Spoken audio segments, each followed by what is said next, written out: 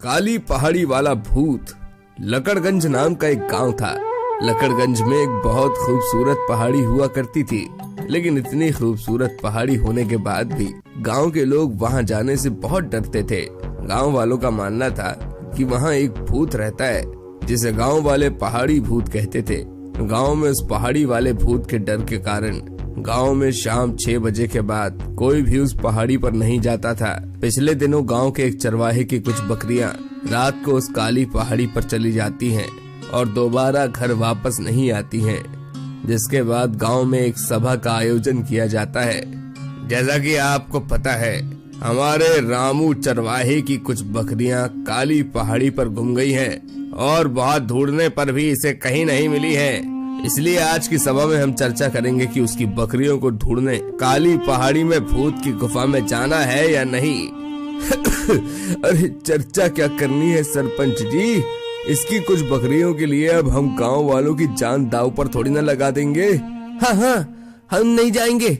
तो ठीक है, इस गांव का सरपंच होने के नाते मैं ये निर्णय लेता हूँ कि आज के बाद अगर कोई भी उस पहाड़ी वाले भूत की गुफा में गया तो गांव का कोई भी आदमी उसे ढूंढने नहीं जाएगा। तो आगे से सभी लोग इस बात का पूरा ख्याल रखें। सरपंच के फैसले को गांव के सभी लोग स्वीकार कर लेते हैं। गांव के 2 बच्चे ऋतिक और बिट्टू बहुत अच्छे दोस्त थे, लेकिन दोनों जितने छोटे थे उतने ही ज्यादा शरारती भी थे। वो आए दिन कुछ न कुछ शरारत करते ही रहते थे। ऐसे ही एक दिन गांव में पेड़ के नीचे बैठकर दोनों बात कर रहे होते हैं। बिट्टू, वो देख, वो है काली पहाड़ी, वहीं रहता है वो पहाड़ी वाला भूत। तू भी किसका नाम ले रहा है पागल? मेरे दादाजी तो उस भूत के बारे में बात करने के लिए भी मना करते हैं। दादाजी कहते हैं कि वो हमारी बातें भी सुन सकता है। अरे तू भी क्या बकवास बातें करता रहता है। हमारे घर वाले तो हमें सिर्फ इसलिए ये बातें सुनाते हैं ताकि हम वहाँ ना जाएं। मुझे तो वहाँ जाने का सोचकर भी डर लगता है भैया। भगवान जाने कितना भयानक होगा वो पहाड़ी वाला भूत। तू भी ना कितना भोला और डरपोक है। वो लकड़हारा चाचा बता रहे थे कि ऊपर पहाड़ी पर बहुत सारे फलों के पेड़ लगे हैं जो खाने में बहुत स्वादिष्ट हैं। तू कितना भी लालच दे ले, मैं उस भूतिया पहाड़ी पर जाने के लिए तैयार नहीं होने वाला। और तू भी वहाँ जाने का विचार अपने मन से निकाल दे। अरे हमें कौन सा उस भूत की गुफा में जाना है, हम तो बस फल तोड़ेंगे और सूरज ढलने से पहले वापस आ जाएंगे और साथ में बहुत सारे फल भी लाएंगे। ऋतिक के बहुत मनाने पर बिट्टू भी काली पहाड़ी पर जाने के लिए तैयार हो जाता। अगले दिन ऋतिक और बिट्टू सबसे छुपते छुपाते उस काली पहाड़ी पर पहुंच जाते हैं। ऋतिक, मुझे बहुत डर लग रहा है भाई। मुझे लगता है हमें घर वापस लौट जाना चाहिए। अब इतनी दूर आने के बाद तू वापस जाने का सोच रहा है, इस तू सोच भी कैसे सकता है बिट्टू। वो दोनों जैसे तैसे काली पहाड़ी पर पहुंच जाते हैं और काली पहाड़ी की खूबसूरती देखकर दोनों उसकी बहुत तारीफ करते हैं। अरे ये तो कितनी खूबसूरत पहाड़ी है। मैं तो तुझे पहले ही कह रहा था कि गांव वाले सिर्फ हमें डराने के लिए ये सब बातें करते हैं। नहीं, हमें अपने बड़ों की बात माननी चाहिए। ठीक है, तो जल्दी जल्दी यहाँ से गिरे सारे फल बीन ले और फिर हम सूरज ढलने से पहले यहाँ से खिसक जाएंगे। बिट्टू और ऋतिक खूब सारे फल बीन कर सूरज डूबने से पहले गांव वापस आ जाते हैं। बिट्टू और ऋतिक फल खाते हुए, वाह कितने मीठे फल हैं, मजा ही आ गया आज तो। हाँ भाई, हम पहाड़ी घूमकर वापस भी आ गए और किसी को पता भी नहीं चला। बिट्टू और ऋतिक दोनों रोज ही ऐसे अपने घर वालों से छुपते छुपाते हुए उस काली पहाड़ी में आ जाते हैं और फल तोड़कर सूरज डूबने से पहले गांव वापस भी आ जाते हैं। लेकिन एक दिन ऐसे ही काली पहाड़ी में फल की तलाश में घूमते हुए वो दोनों एक गुफा के पास पहुंच जाते हैं। ऋतिक, ये गुफा कहीं उसी की तो नहीं है? पता नहीं यार, चलकर पास से जाकर देखते हैं।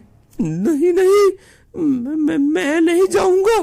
इस गुफा में वो पहाड़ी वाला भूत हुआ तो। ऋतिक, चल भाई, हम घर वापस चलते हैं। बिट्टू के बार बार समझाने पर भी ऋतिक उसकी बात नहीं मानता है और उससे कहता है, तुझे डर लग रहा है तो तू यहीं रुक, मैं पास से जाकर देख कर आता हूँ। नहीं ऋतिक, नहीं, उस गुफा के पास मत जा, बात मान मेरी, मत जा। बिट्टू के मना करने के बाद भी ऋतिक धीरे धीरे उस गुफा के पास पहुँच जाता है। ऋतिक, मेरी बात मान, वापस आजा भाई, अरे आजा यार। अरे देख, शाम हो गई है, सूरज ढलने वाला है, हमें घर वापस भी लौटना है। ऋतिक बिट्टू की बात को नजरअंदाज करते हुए गुफा के पास पहुंच जाता है और पैर फिसलने की वजह से गुफा में ही गिर जाता है। ऋतिक को भूतिया गुफा में गिरते देख बिट्टू जोर से आवाज लगाता है, ऋतिक बचाओ, बचाओ, कोई मेरे दोस्त को बचाओ, अरे बचाओ भाई। बिट्टू के बार बार चिल्लाने के बाद भी कोई उसकी मदद के लिए वहां नहीं आता। बिट्टू गुफा के पास जाकर ऋतिक को आवाज लगाता है, लेकिन उसे ऋतिक का कोई भी जवाब नहीं आता। आखिर में जब सूरज ढलने लगता है तो बिट्टू को लगता है कि ऋतिक को पहाड़ी वाला भूत खा गया और वो ऋतिक को वही छोड़कर डरते डरते गांव वापस आ जाता है। बिट्टू ऋतिक के गुफा में गिर जाने की बात भी किसी से नहीं कहता है। ऋतिक जब शाम तक घर नहीं आता तो उसके मम्मी पापा बहुत परेशान होने लगते हैं और यहाँ वहाँ फोन करके ऋतिक के बारे में पूछने लगते हैं, लेकिन ऋतिक का कहीं कुछ पता नहीं चलता। ऋतिक की माँ का रो रो कर बुरा हाल हो जाता है। ऋतिक के पापा, मेरा ऋतिक कहाँ गया मेरा ऋतिक? कहीं उसे वो काली पहाड़ी वाला भूत तो नहीं ले गया? नहीं, ऐसा नहीं हो सकता। मेरे ऋतिक को वापस लेकर आइए। मेरा ऋतिक कहाँ है? उसे वापस लेकर आइए। शांत हो जाओ सरला, हमारा ऋतिक सही सलामत होगा। तुम खाना खा लो, तुमने कल से कुछ खाना भी नहीं खाया है। नहीं, मुझे कुछ नहीं खाना। जब तक मेरा ऋतिक घर नहीं आ जाता मैं कुछ नहीं खाऊंगी। ऋतिक। वहीं दूसरी ओर गुफा में ऋतिक की आंख खुलती है।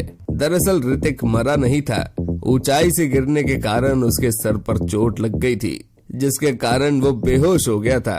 ऋतिक आंख खोलते ही घबराकर मदद के लिए चिल्लाने लगता है, बचाओ, बचाओ, मैं यहाँ गुफा में गिर गया हूँ, कोई निकालो मुझे, अरे कोई तो सुन लो, बचाओ मुझे, कोई है? ऋतिक के बहुत देर तक आवाज लगाने पर भी जब कोई जवाब नहीं आता तो ऋतिक गुफा से निकलने के उद्देश्य से गुफा में आगे रोशनी की ओर बढ़ने लगता है। थोड़ी ही दूर चलने के बाद उसे किसी के खर्राटे की आवाज सुनाई देती है। ऋतिक डरते डरते आगे बढ़ता है और छुप करके देखता है तो उसे वही पहाड़ी वाला भूत सोते हुए दिखाई देता है। ऋतिक उसे देखते ही फिर से बेहोश हो जाता है। पहाड़ी वाला भूत ऋतिक के पास जाता है और जादू से उसकी चोट को ठीक कर देता है, जिससे ऋतिक होश में आ जाता है। होश में आने के बाद पहाड़ी वाले भूत को इतने पास देखकर ऋतिक बहुत ज्यादा घबरा जाता है। मुझे छोड़ दो, मुझे कुछ मत करना। अरे डरो मत, मैं तुम्हें कुछ नहीं करूँगा। भूत का इतना सरल स्वभाव देखकर ऋतिक का डर कुछ कम हो जाता है। तुम भूत होकर भी इतने अच्छे कैसे हो? गांव के लोग तुम्हारे बारे में कितनी बुरी बुरी बातें बताते हैं। ऋतिक के इतना कहते ही भूत उसे बताता है, भूत बनने से पहले मैं भी तुम्हारी ही तरह एक अच्छा इंसान था, लेकिन मेरे दुश्मन के धोखे ने मुझे भूत बना दी। दुश्मन की वजह से भूत बन गए? वो कैसे भला? अरे लंबी कहानी है। अच्छा चलो बताता हूँ। एक दिन मैं इस खूबसूरत पहाड़ी में घूमने के लिए आया था, लेकिन मेरे एक दुश्मन ने मुझे इस गुफा में धक्का दे दिया और मेरी मौत हो गई, जिसके बाद से मैं भूत बनकर इस काली पहाड़ी की गुफा में भटक रहा हूँ। तो अब आप इस भूत रूप से कैसे मुक्ति पाएंगे? जब तक मेरा बदला पूरा नहीं हो जाता मैं इस भूत रूप से मुक्त नहीं हो सकता। मुझे उससे अपना बदला लेना ही होगा। कौन है आपका दुश्मन? तुम्हारे गांव का जमींदार लखन। मुझे उससे अपना बदला लेना है, क्या तुम मेरी मदद करोगे? आप इस गुफा से निकलने में मेरी मदद कीजिए और इस भूत रूप से निकलने में मैं आपकी मदद करूंगा। मैं तुम्हें इस गुफा से बाहर निकालता हूँ और तुम लखन के पास जाकर उससे बस इतना कहना कि इस गुफा में बहुत सारा खजाना छुपा हुआ है, जिससे वो लालच में यहाँ तक आ जाएगा और मैं अपना बदला ले लूंगा। भूत जादू से ऋतिक को गुफा से बाहर निकलने में मदद करता है। गुफा से निकलते ही ऋतिक दौड़ता हुआ घर वापस आता है। ऋतिक को सामने देख ऋतिक की माँ उसे गले लगा लेती है और रात में अपने हाथों से उसे खाना भी खिलाती है। मेरे बेटे कहाँ चला गया था तू? पेट भर के खा मेरे लाल, पेट भर के खा। कितने दिनों से खाना नहीं खाया मेरे बेटे ने। ऋतिक के गांव वापस लौटने के बाद उसका दोस्त बिट्टू उससे मिलने आता है। ऋतिक, मेरे दोस्त, कैसा है तू? मुझे तुझसे कोई बात नहीं करनी है। तू मुसीबत में मुझे छोड़कर भाग गया था, उसके बाद तूने मेरे घर वालों को भी मेरे बारे में नहीं बताया। मुझे ऐसे स्वार्थी इंसान से कोई दोस्ती नहीं रखनी है। ऋतिक इतना कहकर बिट्टू से दोस्ती तोड़ देता है और गांव के जमींदार के पास जाकर उसे खजाने के बारे में बताता है। अरे क्या हुआ ऋतिक बेटा, तुमने मुझे यहाँ अकेले में क्यों बुलाया है? चाचा जी, मैं कुछ दिन पहले काली पहाड़ी पर गया था। क्या तू काली पहाड़ी पर गया था? तुझे वहाँ पहाड़ी वाले भूत ने कुछ किया नहीं? नहीं चाचा जी, काली पहाड़ी में कोई भूत नहीं है। वहाँ गुफा में तो खूब सारा खजाना है। मुझे लगा अगर मैं गांव के बाकी लोगों को ये बात बताऊंगा तो वो मेरा मजाक उड़ाएंगे, लेकिन आप धन की अहमियत समझते हैं, इसलिए मैंने आपको बताना ज्यादा जरूरी समझा। ऋतिक की बात सुनकर लखन के मन में खजाने की लालच आ जाती है। तूने बिल्कुल सही किया बेटे, मैं कल ही उस गुफा में जाता हूँ। लालची लखन अगले दिन काली पहाड़ी की उस गुफा में पहुंच जाता है। लखन के वहां पहुंचते ही पहाड़ी वाला भूत लखन को पहाड़ी से धक्का दे देता है और इस तरह से उस पहाड़ी वाले भूत का बदला पूरा भी हो जाता है और वो अपने भूत के रूप से भी मुक्त हो जाता है। सोने की बारिश। रतनपुर नाम के एक गांव में भोला नाम का एक किसान अपने बुजुर्ग पिता के साथ रहा करता था। भोला स्वभाव से बहुत ही मेहनती होने के साथ साथ ईमानदार और मासूम भी था, जिसके चलते लोग अक्सर उसके भोलेपन का फायदा उठाते रहते थे। भोला कुदाल लेकर अपने खेतों में काम करने के लिए जा रहा होता है। बारिश का मौसम आने वाला है। पिछले साल भी खेती अच्छी नहीं हुई थी, इस बार मुझे और मेहनत करनी होगी। भोला ये सब सोचते हुए जा ही रहा होता है कि उसे पीछे से उसके पड़ोसी लाला की आवाज आती है। अरे भोला, अरे ओ भोला। हाँ बोलो लाला भैया, क्या हुआ? भोला, मुझे तुझसे एक मदद चाहिए थी। क्या? मुझसे मदद चाहिए? बताओ क्या मदद चाहिए? भोला, मुझे बहुत तेज बुखार है, मैं अपने खेतों में काम नहीं कर पाऊंगा, तो क्या तुम आज मेरा खेत जोत दोगे क्या? लेकिन लाला भैया, मैं तो अपना खेत जोतने जा रहा था, अगर मैं तुम्हारा खेत जोतूंगा तो मेरे खेत में कौन काम करेगा? अरे तुम अपना खेत कल जोत लेना। मासूम भोला लाला की बात मान जाता है और कहता है, ठीक है लाला भैया, मैं तुम्हारा खेत भी जोत दूंगा। धन्यवाद भोला, तुम जैसा पड़ोसी भगवान सबको दे। अरे भैया, धन्यवाद की क्या बात है, आज मैं आपकी मदद करूंगा, तभी तो कल आप भी मेरे लिए काम आओगे। बिल्कुल भैया, बिल्कुल, जरूर काम आऊंगा। भोला अपने खेत छोड़कर लाला के खेत में काम करने के लिए चला जाता है। भोला के वहां से जाने के बाद लाला सोचता है, अरे वाह, क्या बेवकूफ बनाया है। भोला जैसा बेवकूफ पड़ोसी सबको मिले। अब मैं जाकर आराम करता हूँ, इस बेवकूफ को करने दो काम। भोला दिन भर लाला के खेतों में काम करता है और लाला दिन भर आराम करने के बाद दोपहर के समय सोकर उठता है। अरे दोपहर हो गई क्या? चलो जाकर देखता हूँ भोला ने कितना काम कर लिया। लाला खेतों में पहुंचकर देखता है और सोचता है, अरे वाह वाह, इसने तो बहुत सारा काम कर दिया है। लाला को वहां देखकर भोला बोलता है, अरे भैया, आप परेशान होने के लिए यहाँ क्यों आए हैं? घर में ही आराम करना था ना। शुक्रिया भोला भाई, तुमने आज मेरी बहुत मदद की है। अरे शुक्रिया की क्या बात है लाला भैया, ये तो मेरा फर्ज था। अभी मैं घर जाकर खाना खा के आता हूँ। हाँ हाँ, तुम खाना खा के आ जाओ और फिर से काम पर लग जाओ, ठीक है? हाँ ठीक है भैया। भोला घर जाकर थका हारा घर के बाहर बैठकर आराम करने लगता है। भोला बेटा अंदर आजा, आकर खाना खा ले बेटा। हाँ बापू। खाना खाने बैठता है और खाना देखकर बापू से पूछता है, बापू ये खाना तो कल आपके हिस्से का बचा हुआ है ना, आपने कल कुछ नहीं खाया था क्या? अरे बेटा कल मेरी तबीयत ठीक नहीं थी, इसलिए मैंने थोड़ा सा खाया था, तू तो खाना खा।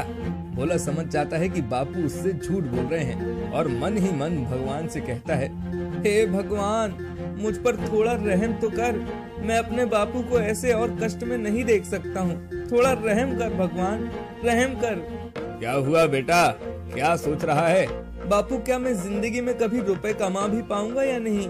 मुझसे आपका ये कष्ट देखा नहीं जाता है। सुन बेटा, हर चीज का एक समय होता है और समय आने पर सब ठीक हो जाता है, और जिंदगी में कभी भी पैसे के पीछे मत भागना, एक दिन भगवान सब ठीक कर देंगे।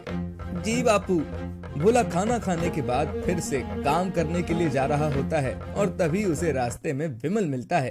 अरे कहाँ जा रहा है भोला? अरे वो लाला भैया है ना, उन्हीं के यहाँ काम करने जा रहा हूँ। लेकिन तू अपना खेत छोड़कर उनके खेतों में काम करने क्यों जा रहा है? वो क्या है ना कि लाला भैया की आज तबीयत बहुत खराब है, तो उन्होंने मुझे उनके यहाँ काम करने के लिए कहा है। अरे बेवकूफ, ये सब उस लाला की चाल है, वो तुम्हारे भोलेपन का फायदा उठा रहा है। तुमसे मैंने पहले भी कहा है कि दुनिया में थोड़ा चालाक बन के रहना पड़ता है। ये सब मुझसे नहीं होगा, बापू की दी हुई जमीन पर खेती करके मेरा और बापू का ही गुजारा होता है। उन्होंने कहा है कि भगवान एक दिन सब ठीक कर देंगे और मुझे मेरे बापू की बात पर पूरा भरोसा है। तू भी ना बस इसी भ्रम में रहना। बापू कभी झूठ नहीं कहते हैं, देखना भगवान एक दिन जरूर मदद करेंगे, तुम देख लेना। हाँ तुझे समझाना ही बेकार है। भोला विमल की बातों को नजरअंदाज करते हुए खेतों में चला जाता है और काम पूरा करने के बाद घर वापस आते वक्त रास्ते में एक मंदिर पड़ता है। भोला मंदिर के सामने हाथ जोड़कर प्रार्थना करने लगता है, हे भगवान थोड़ी मुझ पर भी कृपा कीजिए, मेरे पिता बहुत कष्ट में हैं, मुझसे उनका ये कष्ट देखा नहीं जाता है, थोड़े धन की कृपा कर मुझ पर, मुझे ज्यादा नहीं चाहिए लेकिन थोड़ी कृपा तो कर। भोला घर पहुंचकर सो जाता है और भोला को गहरी नींद में एक बहुत प्यारा सपना आता है। भोला देखता है कि उसके घर पर सोने की बारिश हो रही है, जिससे भोला की जिंदगी पूरी तरह से बदल जाती है। आँख खुलने पर भोला देखता है कि ये तो सुबह सुबह का सपना था, जिससे भोला बहुत खुश हो जाता है। ये तो सुबह सुबह का सपना था और मैंने सुना है सुबह का सपना सच होता है। अगर ऐसा है तो क्या हमारे घर में सच में सोने की बारिश होने वाली है? क्या ये सच में होगा? हाँ बापू, ओ बापू। हाँ क्या हुआ, सुबह सुबह से इतना उतावला क्यों हो रहा है? बापू मैंने सपने में देखा कि हमारे घर पर सोने की बारिश हो रही है और आप भी तो कहते हैं ना कि सुबह का सपना सच होता है, तो बताओ ना बापू मेरा सपना सच होगा कि नहीं? बताइए ना बापू, बताइए ना। अगर तेरे हिस्से का होगा तो तुझे जरूर मिलेगा बेटा। चल अब उठकर पहले खाना खा ले। भोला उठने के बाद काम पर जाने के लिए तैयार होने लगता है। बारिश होगी, ओए ओए सोने की बारिश होगी, हम अमीर हो जाएंगे, सारे कष्ट धुल जाएंगे, सब ठीक हो जाएगा, भगवान हमारी मदद करेंगे। बारिश होगी, ओए ओए सोने की बारिश होगी। भोला तैयार होकर खुशी खुशी काम पर जा रहा होता है, तभी उसे रास्ते पर लाला मिलता है। क्या बात है भोला, तुम बहुत खुश लग रहे हो, कहीं से खूब सारे पैसे मिल गए हैं क्या? अभी तक तो नहीं मिले हैं, लेकिन बहुत ही जल्द मिलने वाले हैं। अच्छा, वो कैसे? मैंने सपने में देखा है कि मेरे घर में सोने की बारिश हो रही है और सुबह का सपना तो सच होता है ना, मतलब अब मैं भी धनवान बन जाऊंगा। भोला की बात सुनकर लाला उसका मजाक उड़ाते हुए कहता है, अरे आज तो मैंने भी सुबह सुबह सपना देखा, जैसे तुम्हें आसमान से सोना मिला वैसे ही मुझे भी जमीन के अंदर से सोना मिला है। अरे वाह, मतलब अब हम दोनों अमीर होने वाले हैं। हाँ हाँ क्यों नहीं। लाला उसका मजाक उड़ाते हुए वहाँ से आगे जाते हुए कहता है, अजीब मूर्ख है ये भी, अभी भी बचपन में सुनी बातों पर विश्वास करता है। भोला खेतों में पहुंचकर काम करने लगता है और बस सोने की बारिश के बारे में ही सोचता रहता है। बारिश होगी, सोने की बारिश होगी। हाँ हाँ तुम भी देखना लाला भैया, ओ विमल तू भी देखना, बारिश होगी, सोने की बारिश होगी, बापू और हम अमीर हो जाएंगे, सोने की बारिश होगी। भोला सोने की बारिश के बारे में सोचते हुए काम कर रहा होता है कि तभी उसका हल कहीं फंस जाता है। अरे क्या हुआ, ये हल क्यों रुक गया, अभी देखता हूँ। भोला देखता है कि हल के नीचे एक मिट्टी का घड़ा फंसा हुआ है। भोला उस घड़े को निकालता है तो देखता है कि उसमें खूब सारे सोने के सिक्के भरे हुए होते हैं। जय हो, मिल गया खजाना। तभी उसे कुछ याद आता है और सोचता है, लेकिन ये तो जमीन के नीचे से निकला है और मेरे सपने में तो सोने की बारिश होनी थी। तभी उसे लाला के साथ हुई बात याद आती है। अच्छा, तो ये घड़ा लाला भैया के हिस्से का सोना है। अभी जाकर लाला को इसके बारे में बताता हूँ।